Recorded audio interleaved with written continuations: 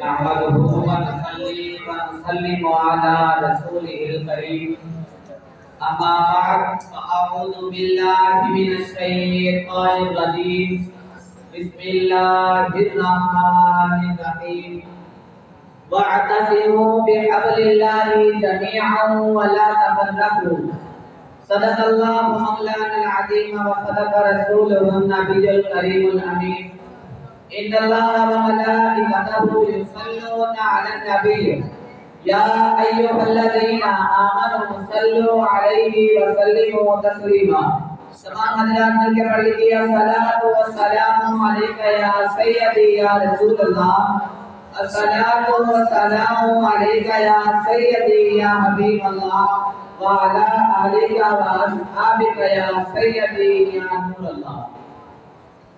حضرات محترم، میں نے اللہ تبارک و تعالیٰ کی کتاب میں سے ایک آیت کریمہ پڑھنے کا شرف حاصل کیا ہے۔ اللہ تبارک و تعالیٰ مجھے حق و سچ بیان کرنے کی توفیق عطا فرمائے، آمین۔ اللہ تبارک و تعالیٰ نے قرآن مجید فرقان حمید میں ارشاد فرمایا وَاعْتَصِمُوا بِحَبْلِ اللَّهِ جَمِيعًا وَلَا تَفَرَّقُوا۔ اللہ تبارک و تعالیٰ نے ارشاد فرمایا اے مسلمانوں، میری رسی کو مضبوطی سے پکڑے رکھو اور الگ الگ نہ ہو جاؤ۔ عزیزان من، یہاں پر ایک سوال پیدا ہوتا ہے کہ اللہ کی رسی کیا ہے؟ اللہ کی رسی کیا ہے جسے ہم مضبوطی سے پکڑیں؟